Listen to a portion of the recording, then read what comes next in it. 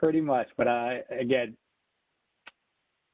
it's some good information today. Looking forward to it. Again, weird world and format. Hopefully we'll be doing this in person again really soon. But that being said, why don't I go ahead and introduce our final speaker of the day and our final topic. So my pleasure to introduce Olato Stubbs. The final session for the day, specifically to capture the cloud transition with SASE. I don't know about you, Olato, but I enjoy saying SASE in a work environment. That's just me. But that being said, just from a high level, folks, Olato is a highly certified Cisco engineer across multiple architectures. His current role is a technical security architect, like many of the speakers we've had earlier today. And with this role, it allows him to demonstrate cybersecurity solutions to our customers, to our partners, and show them the value of the solutions in these environments. Olato is always asking, where are the valuable components here and how does this work? And that being said, Olato, I will not stand in your way. The ball is yours. Take it away, sir. All right. Thank you, Raleigh. Let's wait.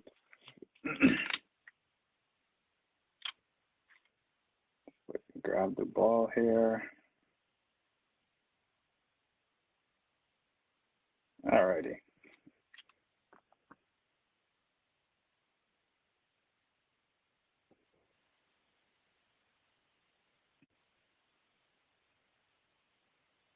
All right, how's that for a presentation? Can we see my slides? Yes, sir. All right, perfect. Yeah, good afternoon, good morning, good evening, where everybody's from, good day. So like Raleigh said, my name is Olato Stubbs. Everybody at Cisco calls me Stubbs, but today we're going to talk about the concept of SASE and the cloud transition to that. We're going to go into a few different topics surrounding it. We'll keep this kind of brief in terms of the major discussions, but I'll get into a couple of details in terms of some of the use cases for some customers where it's different from others. Maybe have some conversations around the migration piece of that as well. In addition, we'll kind of look at those components as well. And then I'll leave a few questions for any questions and answering. So feel free to ask some questions since this is the last session of the day. Hopefully, folks have some questions loaded up or have some before this presentation. But let's get started. So the first thing, kind of looking at this transition or this concept of SASE and, getting to that specific point, kind of get to the definition in terms of what exactly is SASE, right? So SASE is a term essentially introduced there by Gartn. And as you can kind of see that, I'm pretty sure everybody here can read, but it's more of a convergence of networking, whether it's from an SD-WAN perspective, in addition to some security capabilities and controls. So that convergence, in a sense, brings together what Gartn calls SASE, which is kind of a new space within the technology region in terms of the collaboration of tools, both on the networking end and on the security end. A lot of this as well has kind of started because of what we call the network transformation. And I think this is not new to anybody, right? In terms of how the network is transformed over the last 10 or more years. For some folks, it's been maybe a little bit slow, depending on their industry. For some folks, it's kind of being the norm in terms of one aspect of it.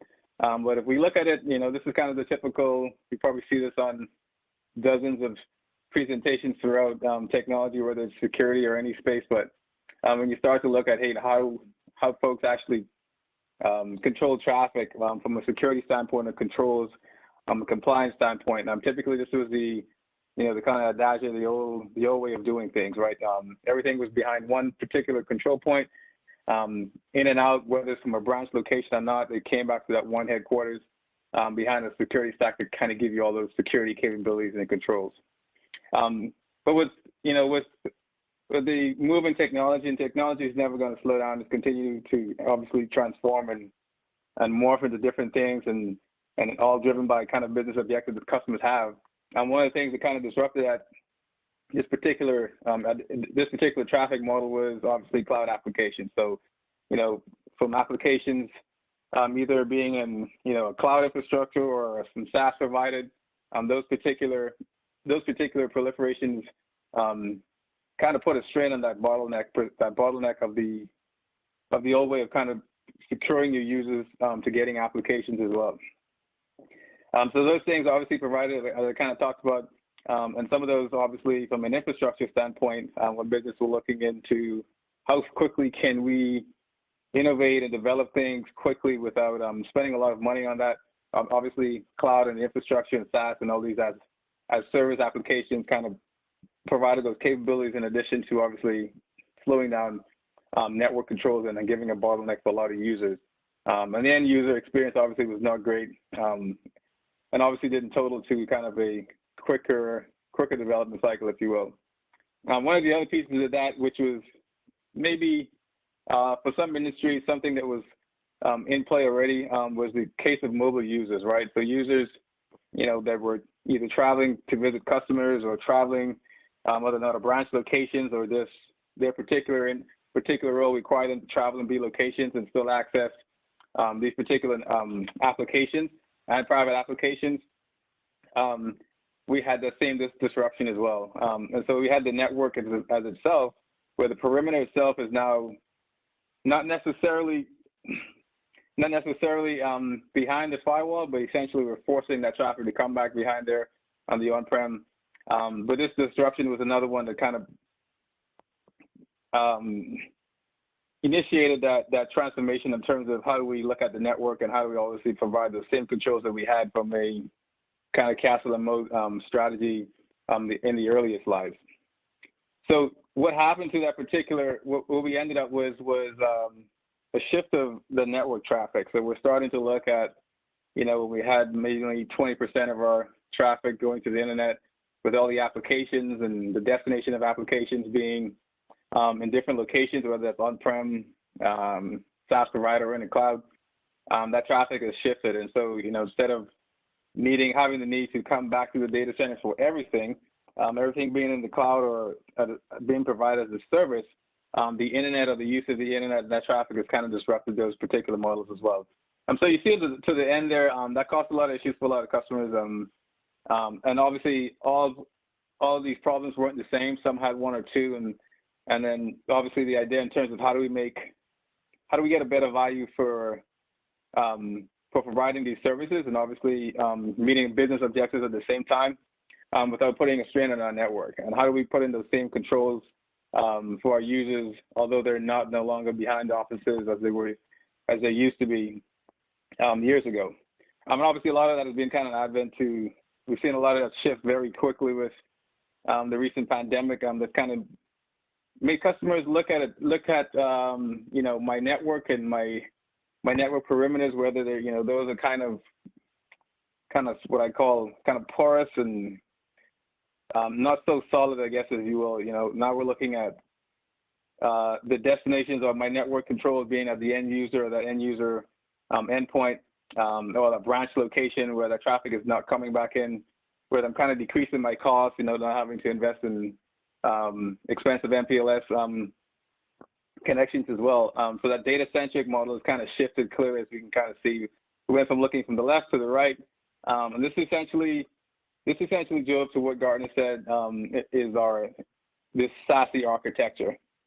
And as you can kind of see here, all of this is simple convergence. And when we talk about convergence, it's more of a, if I'm trying to provide these security services that I had when our controls are all in one place, and we had everything coming back to one location, and we can provide these controls. We had that visibility, no large gaps per se, if you will. But now that my network is kind of transformed, we're shifted more to the internet, and I'm trying to get rid of these expensive connections, MPLS connections, and I'm using an SD-WAN, more of a software-defined type of network, or I'm using bandwidth aggregators. How do we obviously put those same controls for our network and our network endpoints, which is actually our users or mobile users as well. So this convergence of network as a service, security as a service, came together what we call the SASE architecture. And this is Gartner's model in terms of what it is, and you can kind of see, and we'll focus more on the security side here today. You can kind of see more of what the security controls are. Everything from obviously your basic network security down to kind of remote browser isolation, and obviously some secure DNS, which is obviously a lot of folks are taking advantage of now. But if we take a look at actually where Cisco is going with this and our approach to to SASE. So we just looked at that Gartner model, and essentially the fundamentals of what they call SASE, right? And if we take a look at the capabilities over to the right from a Cisco standpoint, obviously we start looking at SASE and more of the connection side from a network, and then obviously security. SASE itself is obviously, security is a good part of that as well.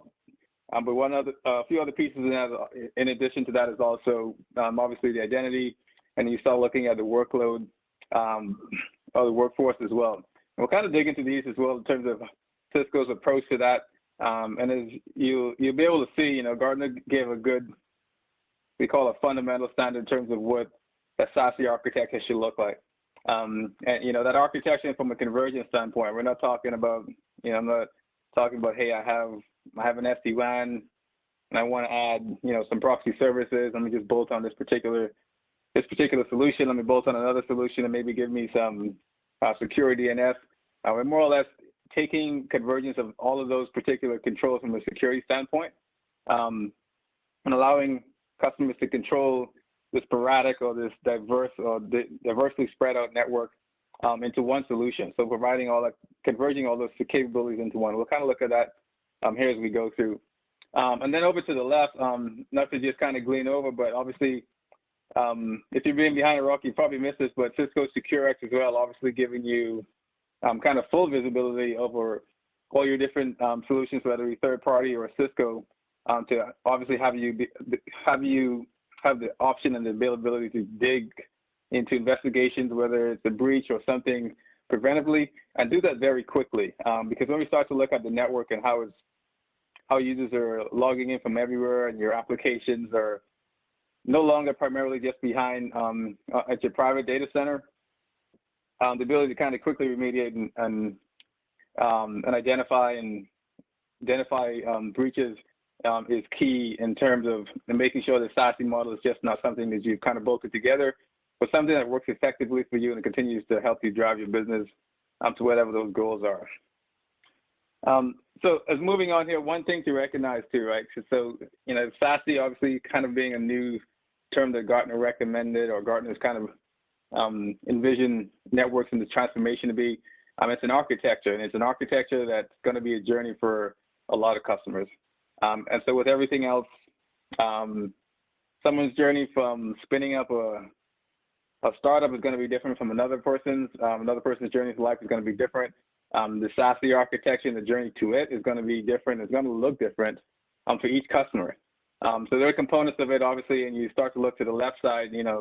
These are effectively what I see is from a fundamental standpoint, which you essentially want from a SASE type of provider. So someone that obviously can give you that convergence, as Gartner put it, into from a single vendor and not bolting on different pieces. Obviously, with technology, everything that's man-based, there obviously comes the support side of that. So looking from a support standpoint, from converging a network and the security capabilities from various networks, obviously not something customers want to kind of induce into maybe small teams or lean teams as well. And then the other part of that is obviously effective, right? So from basic routing and how do you handle traffic, kind of control of those keys, application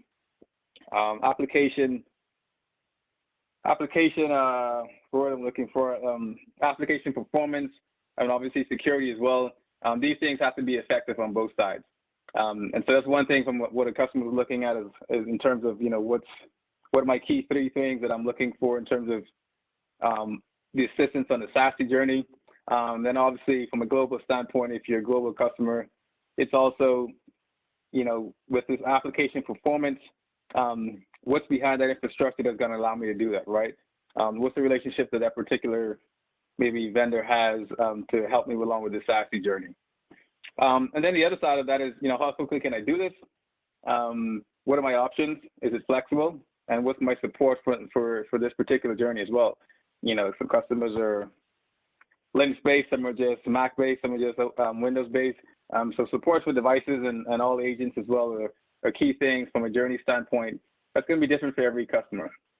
And so being able to, what we call capture this transition to to the SASE cloud. These components are definitely key parts in that as well. So as I mentioned earlier, the SASE architecture has, obviously starts with security, but there are clearly other pieces in there we kind of touched on earlier. The connectivity side, whether that's clearly SD-WAN, a LAN, firewall, remote access, security components that we'll kind of dig into in a couple of seconds, and obviously the identity aspect as well, right? Making sure from a zero trust perspective, now that we don't have that quote unquote that full control that we used to from the castle and Moat infrastructure, how are we identifying that folks that are individuals that go into applications that are no longer hosted by a private data center can verify this person is who they are, right? So that zero trust aspect between that workforce and the workplace, those are obviously components from at least from what we're looking at from a Cisco standpoint in terms of what's important to place that fundamental SASE architecture as well. So I'll kind of go through some of these really quickly, and then we'll take a look at use cases in terms of this the connectivity, security, and identity. But if we kind of break this down from a connectivity standpoint, and just maybe unwrapping that a little bit, when we look at how do I bring this network or this network as a service convergence piece to the SASE? What are my options here? These are the options here that you obviously from whichever device or whichever connection point you want to establish it on. Obviously, you can see this via through a proxy, tunnel, obviously some Meraki devices as well. We'll kind of dig into that. So multiple forms of connectivity in that regard. All by one particular vendor as well. So if you're looking at obviously remote clients from one vendor versus an SD-WAN solution from another vendor, and then obviously looking at in terms of, hey, how can I take advantage of one part here from the network side and maybe gain the benefit of the security side. Those are difficult and those are kind of impossible to do sometimes. Obviously, when you're looking at multiple vendors and kind of bolting on those particular components from a connectivity standpoint to kind of transition to the SASE infrastructure, the SASE journey. The other part there is the security. So obviously Gartn laid some of this out here. And just to kind of highlight, obviously, looking at the pieces here, and these are all from a Cisco standpoint, these are all capabilities, or I call it controls, if you will, that you have from that security as a service part of the SASE model that Cisco has. Obviously, remote browser isolation, DLP, you can kind of see those pieces are in beta and betaing very well as well. But these are from a fundamental standpoint, and just going off of what Gartn says, and to kind of go into this too as well, if you look at some of these pieces here, and we'll dig into this on the umbrella side, but from an umbrella maturity standpoint, from just what we call a secure internet gateway, these capabilities, these controls, a lot of them are already in there before SASE became something obviously folks are trying to push towards. So, having that knowledge in terms of, hey, these are not just new features or things that are not baked in. These have been in for a while. And obviously DNS being a key part of that from a Gartner's standpoint, those components and those security controls are definitely key when looking at that SASE infrastructure. The identity piece, obviously, this is huge in a lot of ways in terms of where your users are actually, their destinations have changed. And the destination can obviously be, sometimes that can be back to your private data center, right? It can be a user that's seldomly needs to access anything behind the private data center, and that's kind of typical of a lot of what has happened between the pandemic, where folks have kind of been sent home to work from home, and these users typically not a lot of use for some of the private applications, but those particular ones you can definitely have the option to do some continuous verification, making sure your particular network or your SASE infrastructure, which is obviously your network and your controls at that point, you still have visibility, you're still being able to trust the user, and if needed, obviously trust the device, check for device hygiene for maybe some applications that should be on a device as well. So, all in all, as you're pulling this together here, we're kind of looking at that pure convergence, right? So the ability to connect the user to whichever the applications or destination they're going to, and no matter where they're coming from. And obviously nowadays, most of that is not behind a branch in some cases or a headquarters. Some of that's obviously from a home. And, looking from the near future, having discussions with some customers and looking at some of the news feeds, you'll see that a lot of companies are actually taking that approach to say, hey, we can save costs off of, some real estate or rental and have our users stay home. Obviously that lends for another option in terms of having the users stay home. How do we have the same controls that we have here? So being able to kind of converge that control piece using obviously the Cisco umbrella solution to provide those security controls that we'll dig in here too in a little bit. This particular convergence from a Cisco standpoint allows you to do that. And not to kind of not to just imagine that everybody's familiar with Cisco Talos or our threat intelligence team here, obviously the largest one in the industry here, but obviously all of this is kind of powered by Cisco Talos from an intelligence standpoint. So, so you're not losing any of that high fidelity intelligence from our team that we obviously have the kind of the largest view on from a network security and security standpoint. And obviously being able to kind of stitch those pieces in together, obviously from an API standpoint, and do that with your other third-party controls as well. And we can dig into that in a little bit. But let's dig into some of the use cases. So like I said, each use cases, and I have 4 use cases listed here, but I'll show 4, and I'll show 5, and I'll talk about one of them more from a migration standpoint, right? For those folks that are maybe this is maybe the SASE complete architecture in terms of network as a service and security as a service is not something that they're ready to move on to now.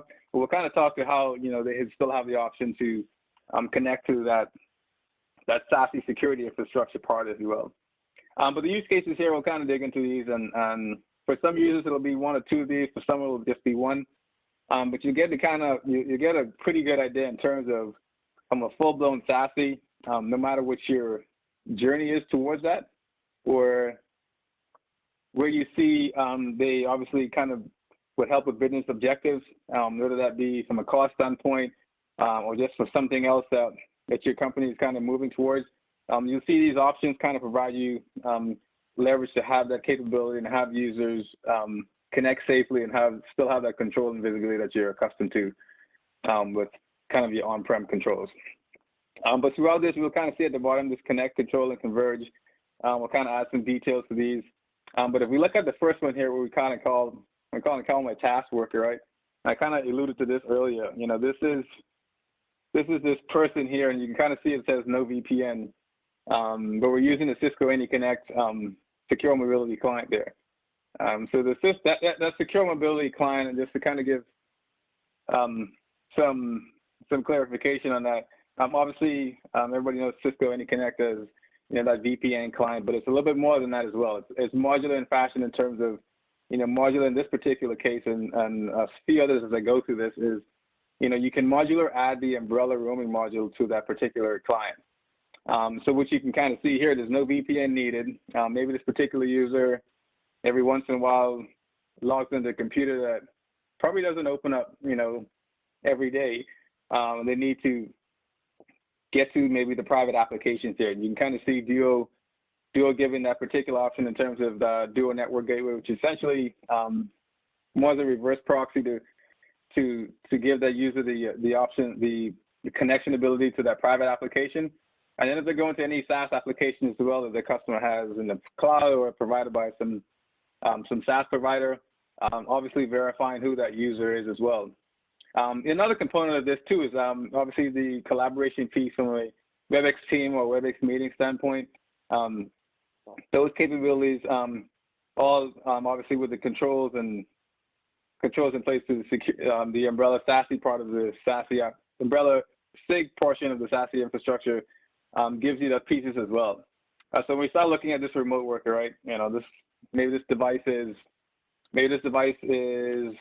distributed by their organization, or maybe it's a BYOD that's allowed to, hey, you can go to these private applications. Obviously, we're going to put Duo in there to make sure you have access to that. And when we do that as well, we're going to verify that you are who you say you are. And we're going to check your device, and we can check your device, and you can kind of see to the right to make sure maybe you have AMP on that device. And in combination with that, we're looking at AMP and Duo working together, right? So this remote worker, as little, I guess, as you will, in terms of the connection and capability this user has, the controls provided through this use case from the SASE infrastructure gives the organization or that particular branch of a kind of a SASE model a lot of depth and a lot of capabilities as well. So let's say this particular endpoint just logged on and never connected to the network, and maybe never connected directly to the private applications, or maybe doing something else with it that was offline. And AMP realized that there was a particular malicious piece of code on there. And we're looking at this, verifying this particular device is up to standard in terms of vulnerabilities. AMP can relate to say, hey, this particular device has maybe something we saw as unknown, and now it's known to be malicious. Then obviously block kind of access to where that particular device may want to go to for private applications on the customer's on-prem. So a lot of capabilities in terms of that particular aspect. And if we kind of move forward here too, it's a little different here, kind of the same core elements to the left. But what we're doing here is obviously the AnyConnect client, obviously giving you the option to enable that VPN capability. So here, obviously, you can do a couple of things, right? If you want, obviously, invoke some split tunneling, you can do that full VPN tunnel into those private applications. Maybe this particular user does a little more than that particular, we call that just that initial remote worker that was a kind of a software only. But you still have the security control from a DNS and obviously a web gateway or proxy functionality as well to the SASE infrastructure. So the connection standpoint is kind of the same. The controls are added a little different in terms of the VPN directly to the private data center. But obviously the convergence is essentially all stitched together through that umbrella roaming client and the SASE, the umbrella SASE cloud as well. So this one's as we kind of go through these here, these are the connection standpoints you'll see, and we're going to be going either obviously connect to the SASE tunnel at some connecting standpoint, and obviously maybe establishing some other connection standpoint, maybe to other parts of the internet, or maybe some MPLS infrastructure as well. But this one here is kind of your remote worker that's probably going to stay home or probably works from home all the time. And this person has, in some cases, a Meraki MX or a Meraki Z that's able to automatically, that you can obviously set up to automatically establish a tunnel to the umbrella SASE cloud. Obviously, this tunnel infrastructure does a little bit more. So obviously, from the AnyConnect standpoint of that client, where we're just getting that DNS and that proxy functionality, this connection, which establishes an IPsec tunnel automatically, obviously adds in a little bit more of the cloud-delivered firewall and obviously some CASB functionality as well. So, this cloud-delivered firewall here, obviously your basic layer 3, layer 4 functionality, in addition to your layer 7 AVC controls as well. So, what's kind of being done here on that layer 7 capability is obviously some of that iOS functionality using NBAR2 to kind of identify just thousands of applications as well. So those controls you can get for those applications that aren't, your 8443 or web-based applications. This kind of gives you control for that particular remote worker home office as well, to kind of make those controls as well. So the fourth use case here, kind of more of a your branch location, if you will, and I think for most, when they think about SASE, this is kind of the typical, hey, I have a few locations and branch locations. And the traffic, obviously, the traffic direction has shifted. Most of it's going to the internet because of where applications are. This is the SASE model that most folks think of, right? So we have different fabrics of our SD-WAN we want to connect to, but we also want to provide that tunnel to the security controls with Cisco Umbrella, with those SASE security functionalities or capabilities. This one does the same thing as the MXZ device, right? But this is more from a branch location. So anybody that's or anything that's behind that particular branch gets these controls, and everything's in play here as well. So a little bit of a different connection standpoint from the other one before, but same functionality, same ability to kind of control. And you can kind of see if we think from a branch location, whether it's one branch or a few branches, from a Meraki standpoint or Viptela standpoint, these particular things kind of allow you to kind of automate these particular tunnels automatically for you, right? So there's no essentially establishing one tunnel per branch, making sure there's a backup. This is all done for you. There's redundancy built in as well. So I'll kind of talk to you in a little bit, but this is another use case that's like I think the main use case that folks think of when they think of SASE. But if we go back, there's obviously a few more instances in terms of, hey, what is SASE for me? What is SASE for my organization? Or what is SASE for my lean team? And what's the best way for me to kind of take this journey either step by step or, just essentially just roll this out to my different locations. So this next use case here that I talked about, I'd talk about show 4 and talk about show 5 and talk about another one from a 6 standpoint. This one is essentially almost the same, right? But this we're looking at, folks that have the Meraki full stack. And if we look at this one, kind of the same as the one before, but when we start to look at, hey, I have a full stack here, maybe I need to push out a root certificate for those users that are behind my branch network because they're going to be going to the umbrella proxy, and I need to push out this root certificate, whether it's mine or the one provided by Cisco. The quickest way to kind of push that out is using a system manager, right? So I'm talking about the full stack capability that this SASE particular model gives you. Same controls from the cloud's perspective, the secure DNS, the proxy capability, the cloud-delivered firewall from layer 3 to 7, and obviously CASB controls as well. So these CASB controls, I didn't talk about this, but when we start to look at, hey, maybe I want my users at my branch location to only access, my Office 365 tenant or my Google tenant, or I just want to make sure I can, from a DLP standpoint, if they're obviously leveraging WebEx Teams, there isn't sensitive data that's in WebEx Teams communication. I have those particular controls all done through that security as a service from the umbrella side to give you that right-hand side of the SASE infrastructure that Gartn put in place. But this connect control convergence, you can kind of see this is different in a few different ways, a few different models or a few different steps, if you will. But these provide you from a security capabilities. You can see there's a lot that you can do all within one particular solution, no matter how you connect to that. So obviously the connection part, and then the security as a service part. And if you think about it, if I'm trying to get these capabilities or take this transition, you essentially don't want to be adding. It's not efficient to be adding, controls or solutions by bolt-on vendors, things that are integrated, because obviously you introduce what we call what I consider kind of reduced capabilities in terms of how efficient your team or your SOC team can actually manage if there's a breach or something they're looking into that may be affecting your particular industry. So the other one that I wanted to talk about is the migration point. So those particular folks that essentially maybe not want to move directly over to like a Meraki MX or Viptela, and they have an ASA, they have a FTD, but they want to, because a lot of that traffic is shifted, they still want to put in those cloud security controls. This is all supported as well.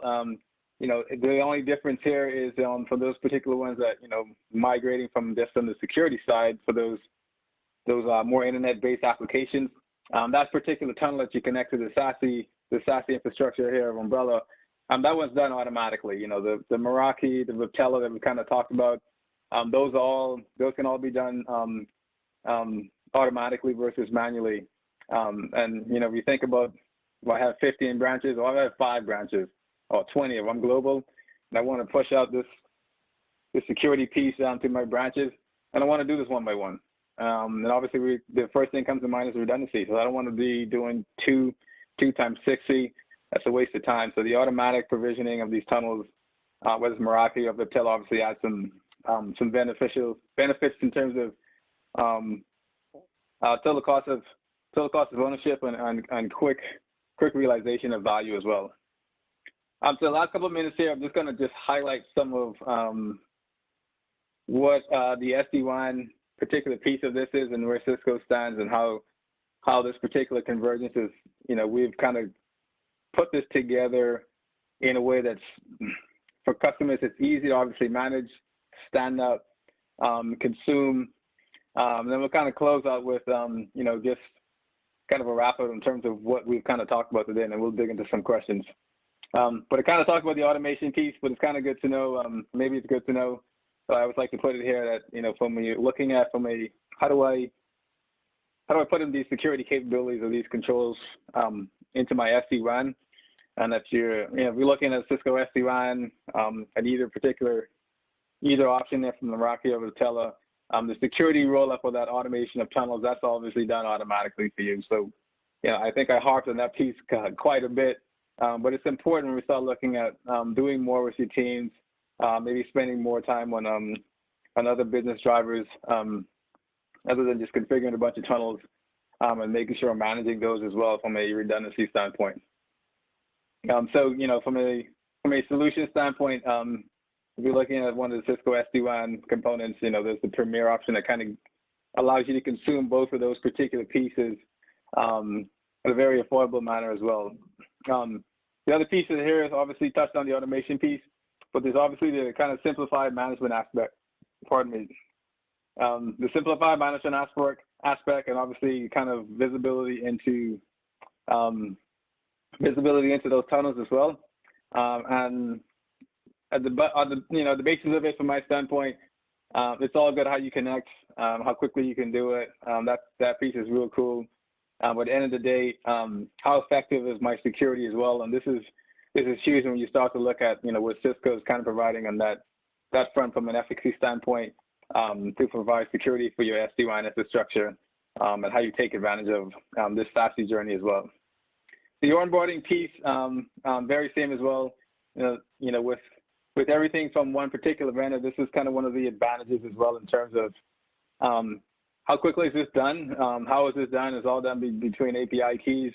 Obviously, I think you're familiar with Cisco licensing with smart accounts. These things are tied to smart accounts. That smart capability, and I'll smile and chuckle at that one, kind of allows you to leverage those smart accounts to kind of enable these API keys to be shared automatically between these solutions, and then give you the ability to spin up those tunnels for these particular branch locations. And so the beauty of that is obviously, the ability to do that. You can provide various or maybe groups of different policies that you have for different branches. This can all be done granular. This can be per branch location. Obviously, you have controls, various levels of granularity in terms of how you apply policy. And you can take different phases in policy attribution from branches too. Maybe a default one for a branch, and then maybe users from different groups have different access capabilities as well. In addition to continuously kind of verifying that user with the dual piece of it. So the tunnel creation, won't get into this, kind of beat this one to death. But some of the takeaways here, right? So we start to look at SASE and, however your journey is for your particular organization, or what fits within your business outcomes or drivers. The connection standpoint, there's quite a few. And they all allow you to kind of connect to that security as a service, to the umbrella cloud, to provide that list of controls that we took a look at earlier. And those list of controls all within one particular kind of policy, they call it kind of policy frame or policy solution that you have access to on one particular dashboard. So you'll be able to apply policy consistent, maybe have templates for different branches or users, and apply those very quickly to users, whether it's from a remote user or to a branch or to a remote office user. This quick ability allows you to do that and provide those effective controls as well. So the last part here, just to kind of highlight, is Obviously, from the connection standpoint, started from the bottom up. You know, the SD-WAN part of it, you kind of automate directly to the SASE, the security as a service controls into the umbrella cloud infrastructure. Obviously, the SD-WAN component gives some leverage to kind of do that very quickly and provide you automatic redundancy as well. That redundancy can be, hey, you connect to the closest data center where the umbrella cloud is. That data center goes down, there's another one in that region, and so on. If that region goes down, you automatically get connected to another location of disaster recovery. So, you know, the ability to not have to, you know, maintain redundant tunnels and reconfigure them when one goes down, obviously huge from an operations standpoint. The ability to kind of have a policy blanket to provide these controls to users as well is key. And then not to forget, obviously, the SecureX integration for all these controls as well, right?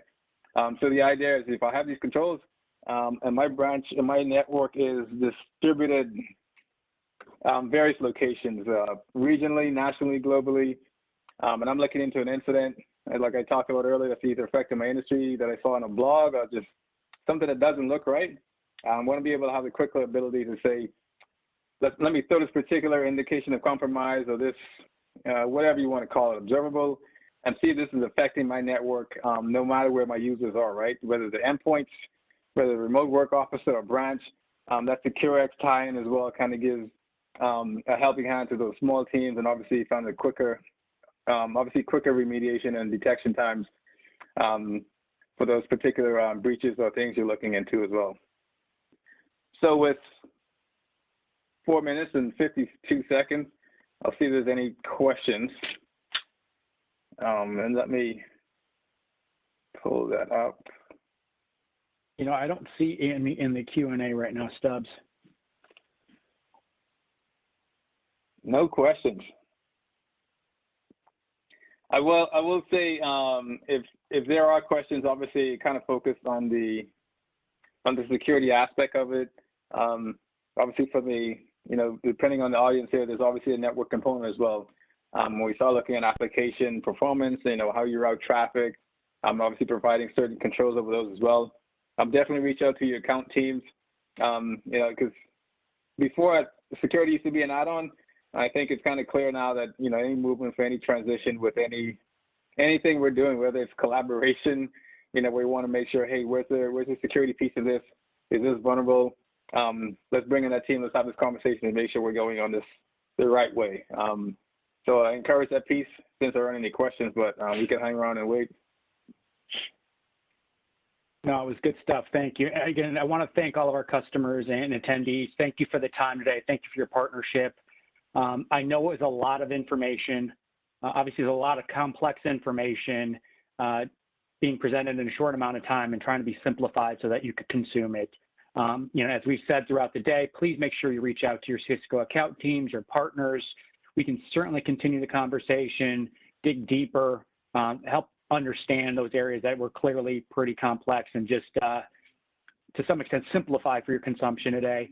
Again, and as usual, the presentations will be made available, but in a different spin, of course, of the